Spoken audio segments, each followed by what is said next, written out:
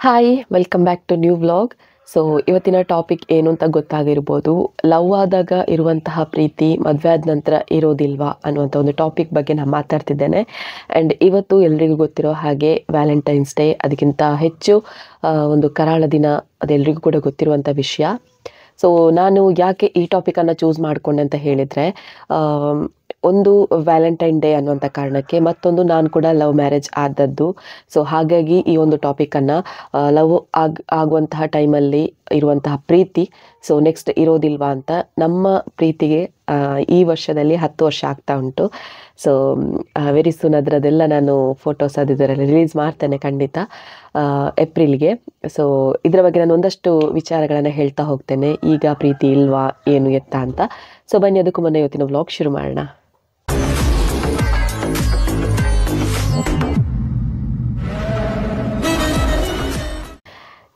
S, ಇವತ್ತು Valentine day, ಹಾಗಾಗಿ ಈ ಟಾಪಿಕನ್ನು ಚೂಸ್ ಮಾಡಿದ್ದೇನೆ. ಲವ್ ಮಾಡುವಾಗ ಇರುವಂತಹ ಪ್ರೀತಿ ಮದುವೆ ಆದ ನಂತರ ಇರೋದಿಲ್ವಾ ಅನ್ನುವಂಥ ವಿಚಾರ. ಸೊ ಇದರ ಬಗ್ಗೆ ನಾನು ಹೇಳ್ತಾ ಹೋಗ್ತೇನೆ. ಅದಕ್ಕೂ ಮುನ್ನ ತುಂಬ ಜನರಿಗೆ ಹೊಸ ಸಬ್ಸ್ಕ್ರೈಬರ್ಸ್ ಇರ್ತಾರೆ, ಸೊ ನನ್ನ ಲವ್ ಸ್ಟೋರಿ ಬಗ್ಗೆ ಗೊತ್ತಿರೋದಿಲ್ಲ. ಜಸ್ಟ್ ಒಂದು ಫಾಸ್ಟಾಗಿ ಹೇಳ್ತಾ ಹೋಗ್ತೇನೆ. ನಾನು ಜರ್ನಲಿಸಮ್ ಸ್ಟೂಡೆಂಟ್, ಸೆಕೆಂಡ್ ಇಯರ್ ಡಿಗ್ರಿಯಲ್ಲಿದ್ದೆ. ಸೊ ನನಗೆ ಕೆಲವೊಂದು ಕಾಂಟ್ಯಾಕ್ಟ್ಗಳೆಲ್ಲ ಬೇಕಾಗಿತ್ತು. ಸೊ ಹಾಗಾಗಿ ನಾನು ಫೇಸ್ಬುಕ್ ಅಕೌಂಟ್ ಮಾಡಿ ಸರ್ಚ್ ಮಾಡ್ತಾ ಇದ್ದೆ. ಸೊ ನನ್ನ ಮೊಬೈಲ್ ಬೇರೆ ಹ್ಯಾಂಗ್ ಆಗ್ತಿತ್ತು, ಓಲ್ಡ್ ಮೊಬೈಲ್, ಅದು ಯಾವುದೋ ಸೋನಿ ಅದು ಮೊಬೈಲ್ ಇತ್ತು, ಹ್ಯಾಂಗಾಗಿ. ಸೊ ಜಸ್ಟ್ ತಪ್ಪಿ ರಿಕ್ವೆಸ್ಟ್ ಹೋಯಿತು ಗಣೇಶ್ ಅನ್ನುವವರಿಗೆ. ಸೊ ತಪ್ಪಿ ರಿಕ್ವೆಸ್ಟ್ ಹೋದಾಗ ಅಲ್ಲಿ ಅವ್ರು ಎಕ್ಸೆಪ್ಟ್ ಮಾಡಿ ಡೈರೆಕ್ಟ್ ಮೆಸೇಜೇ ಬಂತು. ಸೊ ಹಾಗಾಗಿ ನಾನು ಹೇಳಿದೆ, ನಾನು ತಪ್ಪಿ ರಿಕ್ವೆಸ್ಟ್ ಬಂದು ಕ್ಷಮಿಸಿ ಅಣ್ಣ ಅಂತೆಲ್ಲ ಕರೆದಿದ್ದೆ, ಅಣ್ಣ ಅಂತ ಕರಿಬೋದು ಏನೋ ಹೇಳಿದ್ದೆ. ಸೊ ಮತ್ತೆ ಹಾಗೆ ಅವರು ಮಾತಾಡ್ತಾ ಅದು ನಮ್ಮದೇ ಕಾಲೇಜ್ ಅಂತ ಗೊತ್ತಾಯಿತು, ನನ್ನ ಸೀನಿಯರ್ ಅಂತ ಗೊತ್ತಾಯಿತು, ಮತ್ತು ನಮ್ಮ ರಿಲೇಷನ್ ಅಂತ ಗೊತ್ತಾಯಿತು. ಸೊ ಹೀಗೆ ಮತ್ತೆ ಅವರು ನನಗೆ ಪ್ರಪೋಸ್ ಮಾಡಿದರು. ನಮ್ಮ ಪ್ರಕಾರ ಫೆಬ್ರವರಿ 14 ಲವರ್ಸ್ ಡೇ ಅಲ್ಲ, ವ್ಯಾಲೆಂಟೈನ್ ಡೇ ಅಲ್ಲ, ನಮ್ಮ ಪ್ರಕಾರ ಅಷ್ಟೇ. ಸೊ ನಮಗೆ ಏಪ್ರಿಲ್ 27, ಯಾಕಂತ ಹೇಳಿದರೆ ಏಪ್ರಿಲ್ 27ಗೆ ನಮ್ಮ ಲವ್ ಸ್ಟಾರ್ಟ್ ಆದ್ದು, ಹಾಗಾಗಿ ಅದೇ ನಮಗೆ ವ್ಯಾಲೆಂಟೈನ್ ಡೇ. ನಾವು ಇಷ್ಟರವರೆಗೆ ಫೆಬ್ರವರಿ 14ಗೆ ವ್ಯಾಲೆಂಟೈನ್ ಡೇ ಸೆಲೆಬ್ರೇಟ್ ಮಾಡಲೇ ಇಲ್ಲ. ಆ್ಯಂಡ್ ಎಂತ ಕೇಳ್ಬೋದು, ಏಪ್ರಿಲ್ 27 ಅಂತ ಹೇಳಿದ್ರಿ ಏನೆಲ್ಲ ಗಿಫ್ಟ್ ಸಿಕ್ಕಿದೆ ಅಂತ. ನಾನು ಇಷ್ಟರವರೆಗೆ ಗಿಫ್ಟ್ ಬೇಕು ಅಂತ ಕೇಳಿದವಳು ಕೂಡ ಅಲ್ಲ, ಮತ್ತು ಅವ್ರು ನನಗೆ ಕೊಟ್ಟದ್ದು ಅಲ್ಲ. ಯಾಕಂತ ಹೇಳಿದರೆ ನಾವು ಇಷ್ಟರವರೆಗೆ ವ್ಯಾಲೆಂಟೈನ್ ಡೇ ಅಂತ ಅದೊಂದು ಸೆಲೆಬ್ರೇಟ್ ಮಾಡೋದಿಲ್ಲ. ಜಸ್ಟ್ 27ಗೆ ಒಂದು ಮೀಟ್ ಆಗ್ತಿದ್ವಿ ಅಷ್ಟೇ.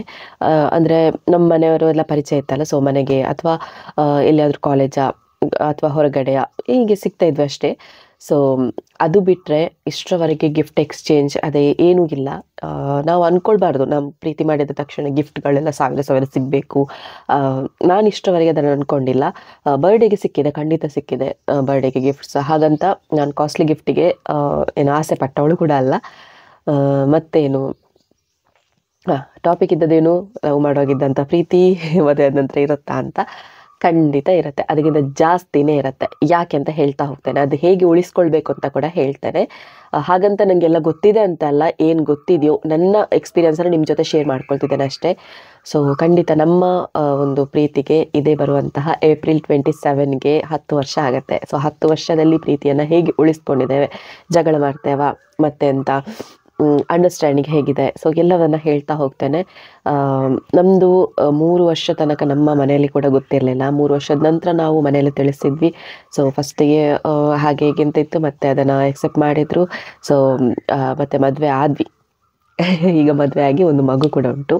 ಮದುವೆ ಆಗಿ ಮೇ 22ಗೆ 3 ವರ್ಷ ಆಗ್ತಾ ಇದೆ. ಸೊ 3 ವರ್ಷದಲ್ಲಿ ಕೂಡ ಜಗಳ ತುಂಬ ಆಡ್ತೇವೆ.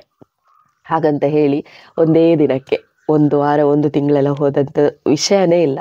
ಸೊ ಜಗಳ ತುಂಬ ಆಡ್ತೇವೆ, ಅಂದರೆ ಸಿಲ್ಲಿ ವಿಷಯಕ್ಕೆ.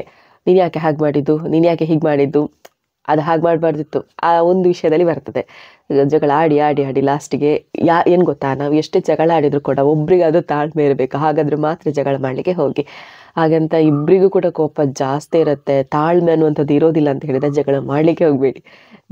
ನಮ್ಮಲ್ಲಿ ಹೇಗೆ ಅಂತ ಹೇಳಿದರೆ, ನನಗೆ ಕೋಪ ಜಾಸ್ತಿ, ಅವರಿಗೆ ತಾಳ್ಮೆ ಜಾಸ್ತಿ. ಸೊ ಹಾಗಾಗಿ ಇಷ್ಟವರೆಗೆ ಪ್ರೀತಿ ಉಳಿಸ್ಕೊಂಡು ಬಂದಿದ್ದಾರೆ. ಮತ್ತೇನಂತ ಹೇಳಿದರೆ, ನಾನು ಎಷ್ಟೇ ಕೋಪ ಮಾಡ್ಕೊಳ್ಳಿ, ಎಷ್ಟೇ ಏನೇ ತಪ್ಪು ಮಾಡಲಿ, ಅದನ್ನು ಹಾಗಲ್ಲ ಹೀಗೆ ಅಂತ ಹೇಳಿದರೂ ಕೂಡ ನನಗೆ ಸಿಟ್ಟು ಬರ್ತದೆ.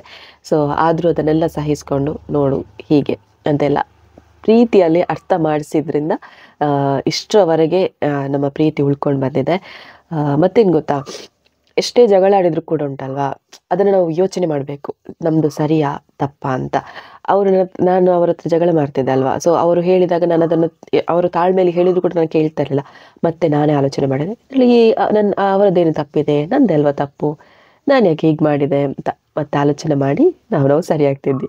ಏನು ಗೊತ್ತಾ, ಒಂದು ದಿನದಕ್ಕಿಂತ ಜಾಸ್ತಿ ಹೋದದ್ದೇ ಇಲ್ಲ. ಒಂದೇ ದಿನದಲ್ಲಿ ಎಷ್ಟೋ ಒಂದು ನೈಟ್ 10 ಗಂಟೆ ಒಳಗೆ, ಮದುವೆಗಿಂತ ಮುಂಚೆ ಮೆಸೇಜಲ್ಲಿ ಸರಿ ಆಗ್ತಾಯಿತ್ತು, ಕಾಲ್ ಮಾಡೋದು ತುಂಬ ಕಡಿಮೆ, ಮೆಸೇಜಲ್ಲಿ ಸರಿ ಆಗ್ತಾಯಿತ್ತು. ಇಲ್ಲ ಈಗ ಹೀಗೆ ಮಾತಾಡ್ತಾ ಹೇಳ್ತಾರೆ ಹಾಗೆ ಹೀಗೆ ಅಂತ, ಮತ್ತು 10-11 ಗಂಟೆ ಒಳಗೆ ಎಲ್ಲ ಸರಿ ಆಗುತ್ತೆ. ಅಷ್ಟೇ ವಿಷಯ. ಎಷ್ಟು ಕೋಪ ಮಾಡ್ತೇವೋ ಅಷ್ಟೇ ತಾಳ್ಮೆ ಇದ್ದರೆ ನಮ್ಮ ಪ್ರೀತಿಯನ್ನು ಉಳಿಸ್ಕೊಂಡು ಹೋಗ್ಬೋದು. ಮತ್ತೊಂದೇನಂತ ಹೇಳಿದರೆ, ಈಗ ಏನೆಲ್ಲ ಗಿಫ್ಟ್ ಸಿಕ್ಕಿದೆ ಅಂತ ನಾನು ಆಗಲೇ ಹೇಳಿದೆ. ನಾನು ಗಿಫ್ಟಿಗೆಲ್ಲ ಆಸೆ ಪಟ್ಟವಳಲ್ಲ. ಆದರೆ ಮದುವೆಗಿಂತ ಮುಂಚೆ ಏನು ಗಿಫ್ಟ್, ವಾಚ್ ಸಿಕ್ಕಿದೆ, ಫಾಸ್ಟ್ ಟ್ರ್ಯಾಕ್ ವಾಚ್, ಮತ್ತು ಡ್ರೆಸ್, ಸಾರಿ, ಈ ಥರ ಎಲ್ಲ ಬರ್ಡೇಗೆ ಮಾತ್ರ, ವ್ಯಾಲೆಂಟೈನ್ ಡೇಗೆ ಅಂತ ನಾನು ಕೇಳೂ ಇಲ್ಲ, ನನಗೆ ಕೊಟ್ಟೂ ಇಲ್ಲ. ಹಾಗಂತ ಏನು ಕಂಜೂಸ್ ಮಾಡಿದ್ದಾರೆ ಹಾಗಲ್ಲ, ನಾವು ಅದನ್ನು ಸೆಲೆಬ್ರೇಟ್ ಮಾಡೋದೇ ಇಲ್ಲ. ಹಾಗಾಗಿ 27ಗೆ ಜಸ್ಟ್ ಒಂದು ಸಲ ಸಿಗ್ತೇವೆ ಅಷ್ಟೇ. ನಮ್ಮ ಫೋಟೋಶೂಟ್ ಆದ್ದು, ಅಂದರೆ ನಮ್ಮ ಮದುವೆಗೆ ಫೋಟೋಶೂಟ್ ಆಯ್ತಲ್ವ, ಅದು ಕೂಡ ಏಪ್ರಿಲ್ 27ಗೆ. ಯಾಕಂತ ಹೇಳಿದ್ರೆ ಆವತ್ತೊಂದು ಮೆಮೊರೇಬಲ್ ಡೇ ಆಗಿರಲಿ ಅಂತ ನಾವು ಅವತ್ತು ಫೋಟೋಶೂಟ್ ಮಾಡಿಸಿದ್ವಿ. ಮತ್ತು ಮೀಟ್ ವಿಚಾರಕ್ಕೆ ಬಂದರೆ, ಖಂಡಿತ ಮನೆಯವ್ರ ಹತ್ರ ಹೇಳ್ತಾ ಇದ್ವಿ, ಮನೆಯವರಿದ್ದರೆ ಮಾತ್ರ ನಾವು ಕೂಡ ಮೀಟ್ ಆಗ್ತಿದ್ವಿ ಅಷ್ಟೇ. ಸೊ ಹೀಗೆ ಪರ್ಸ್ನಲ್ ಆಗಿ ಆ ಥರ ಎಲ್ಲ ಮೀಟ್ ಆದ್ದು ತುಂಬ ಕಡಿಮೆ ಅಂತ ಅಂದ್ಕೊಳ್ತೇನೆ. ಹೌದು, ಕಡಿಮೆನೇ. ಮನೇಲಿ ನನ್ನ ತಮ್ಮ ಇರ್ತಿದ್ದ, ಇಲ್ಲದಿದ್ದರೆ ಫ್ಯಾಮಿಲಿ, ಈ ಥರ ಇದ್ದರೆ ಮಾತ್ರ ಮೀಟ್ ಆಗ್ತಿದ್ವಿ. ಮತ್ತೆಂತ ಗಿಫ್ಟ್, ನನಗೆ ಕಾಸ್ಟ್ಲಿ ಗಿಫ್ಟ್ ಅಂತ ಸಿಕ್ಕಿದ್ದು ಮದುವೆ ಆದ ನಂತರ. ಅದು ಕೂಡ ನಾನು ಅಂದ್ಕೊಂಡಿರಲಿಲ್ಲ, ನನ್ನ ಕೈಯಲ್ಲೇ ಕ್ಯಾಶ್ ಕೊಟ್ಟು, ಅಷ್ಟು ಕ್ಯಾಶನ್ನು ಫಸ್ಟ್ ಟೈಮ್ ಇಟ್ಕೊಳೋದ ಅಂತ ಕ್ಯಾಶ್ ಕೊಟ್ಟು 2 ವೀಲರ್ ಪರ್ಚೇಸ್ ಮಾಡಿ, ಅದೊಂಥರ ಸರ್ಪ್ರೈಸ್ ಆಗಿತ್ತು. ನಾನು ಅಂದ್ಕೊಂಡಿದ್ದೆ ನನಗೆ ಮೊಬೈಲ್ ಬೇಕು ಅಂತ ನಾನು ಹೇಳ್ತಾ ಇದ್ದೆ, ನನಗೆ ವ್ಲಾಗ್ ಮಾಡಲಿಕ್ಕೆ ಮೊಬೈಲ್ ಬೇಕು ಅಂತ.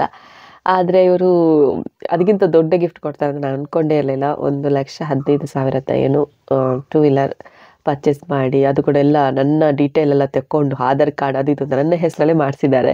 ನನಗೆ ವಿಷಯ ಗೊತ್ತಿರಲಿಲ್ಲ.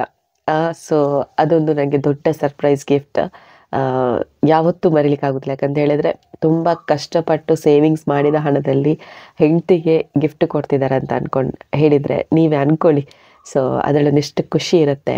ಅದೊಂದು ನನಗೆ ಅದರ ಫೀಲೇ ಬೇರೆ. ಆ ಒಂದು 2 ವೀಲರ್ ಉಂಟಲ್ವ, ಈಗಲೂ ಕೂಡ ನಾನು ಆ 2 ವೀಲರ್ಗೆ ಏನಾದರೂ ಸ್ಕ್ರ್ಯಾಚ್ ಏನಾದರೂ ಆದ್ರೆ ಉಂಟಲ್ಲ, ನನ್ನ ಒಬ್ಬ ಅಣ್ಣ ಇದ್ದ, ಅವನದನ್ನು ದೂಡಿ ಹಾಕಿದ್ದು.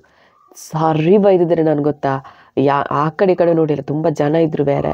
ಅಷ್ಟು ನನಗೆ ಆ ಒಂದು 2 ವೀಲರ್ ಮೇಲೆ ಪ್ರೀತಿ, ಇವಳು ಇಷ್ಟು ಜೋರಿದ್ದಾಳಂತಾಗಿದೆ ನಮ್ಮ ಫ್ಯಾಮಿಲಿಯವರಿಗೆಲ್ಲ. ಸೊ ಅದಕ್ಕೆ ನಾನು ಏನಾಗಲಿಕ್ಕೂ ಬಿಡೋದಿಲ್ಲ, ಅಷ್ಟು ಫೀಲ್ ಇದೆ ಆ ಒಂದು ಸ್ಕೂಟಿ ಮೇಲೆ. ಸೊ ಎಸ್, ನಾನು ನೋಡಿ ವಿಷಯ ಎಲ್ಲಿಗೆ ಹೋಗ್ತಾ ಉಂಟು.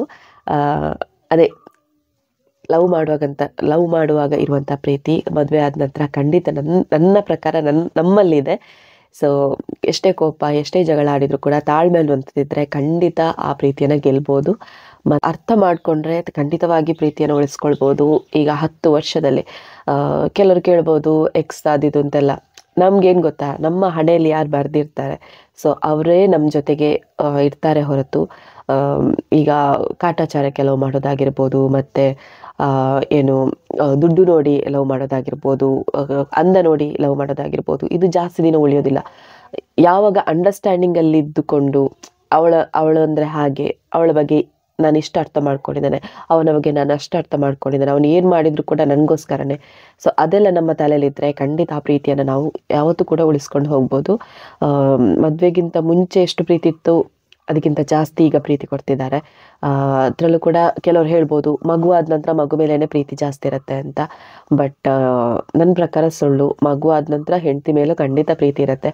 ಒಂದು ಹುಷಾರಿಲ್ಲ ಅಂತ ಹೇಳಿದ್ರು ಉಂಟಲ್ವಾ, ಅವರಿಗೆ ಅದು ಬಂದುಬಿಟ್ಟಿದೆ ಅನ್ನೋ ಥರ ಆಡ್ತಾರೆ. ಸೊ ಬದಿಗೆ ಕರ್ಕೊಂಡು ಹೋಗೋದಾಗಿರ್ಬೋದು, ಎಲ್ಲವೂ ಕೂಡ ಒಂಥರ ಮಗು ಥರ ನೋಡ್ಕೊಳ್ತಾರೆ. ಅದು ಪ್ರತಿಯೊಬ್ಬ ಹೆಂಡತಿಗೆ ಅಥವಾ ಪ್ರತಿಯೊಬ್ಬ ಪ್ರೇಯಸಿಗೆ ಬೇಕಾಗಿರುವಂತಹ ಒಂದು ಏನು ಖುಷಿ, ಅದರಲ್ಲಿ ತುಂಬ ಖುಷಿ ಸಿಗುತ್ತೆ. ಒಂದು ಹೆಂಡತಿಯನ್ನು ಉಂಟಲ್ಲ ಮಗು ಥರ ನೋಡ್ಕೊಳ್ತಾರಲ್ವ, ಅದೊಂದು ಖುಷಿಯೇ ಬೇರೆ. ಸೊ ಹಾಗಾಗಿ ನಾವು ಇಷ್ಟರವರೆಗೆ ವ್ಯಾಲೆಂಟೈನ್ ಸೆಲೆಬ್ರೇಟ್ ಮಾಡಲಿಲ್ಲ. ನಮ್ಮ ಒಂದು ಸೆಲೆಬ್ರೇಟ್ 27ಗೆ ಏಪ್ರಿಲ್. ಸೊ ಎಲ್ಲರೂ ಕೂಡ ಅಷ್ಟೇ ನಿಮ್ಮ ಪ್ರೀತಿಯನ್ನು ಉಳಿಸ್ಕೊಳ್ಳಿ. ಮತ್ತೇನು, ಹ್ಯಾಪಿ ವ್ಯಾಲೆಂಟೈನ್ ಡೇ. ನೀವು ಕೂಡ ಹಾಗೆ ಸೆಲೆಬ್ರೇಟ್ ಮಾಡಿ. ನಿಮ್ಮ ಲವ್ ಯಾವಾಗ ಸ್ಟಾರ್ಟ್ ಆಯಿತು, ಸೊ ಅದನ್ನು ವ್ಯಾಲೆಂಟೈನ್ ಡೇಗೆ ಸೆಲೆಬ್ರೇಟ್ ಮಾಡಿ. ಯಾಕಂತ ಹೇಳಿದರೆ ಇವತ್ತು ಗೊತ್ತಿರೋ ಹಾಗೆ ಒಂದು ಕರಾಳ ದಿನ, ಸೊ ಹಾಗಾಗಿ ಹೇಳ್ತಿದ್ದೇನೆ ಅಷ್ಟೇ. ಹಾಗಂತ ನಾನು ದೊಡ್ಡ ಮೇಧಾವಿ ಥರ ಮಾತಾಡ್ತೇನೆ ಅಂತ ಅಂದ್ಕೊಳ್ಬೇಡಿ.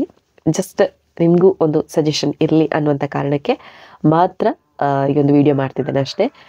ಇವತ್ತಿನ ವಿಡಿಯೋ ಇಷ್ಟ ಆಗಿದೆ ಅಂದ್ಕೊಳ್ತೇನೆ. ಇಷ್ಟ ಆಗಿದ್ರೆ ಲೈಕ್ ಮಾಡಿ, ಶೇರ್ ಮಾಡಿ, ಕಮೆಂಟ್ ಮಾಡಿ. ಇನ್ನೂ ಕೂಡ ಸಬ್ಸ್ಕ್ರೈಬ್ ಮಾಡಿಲ್ಲ ಅಂತ ಹೇಳಿದರೆ ಸಬ್ಸ್ಕ್ರೈಬ್ ಮಾಡಿ ಅಂತ ಹೇಳ್ತಾ ನಾಳಿನ ವಿಡಿಯೋದಲ್ಲಿ ಸಿಗೋಣ. ಜೊತೆ ಬೈ, ಟೇಕ್ ಕೇರ್.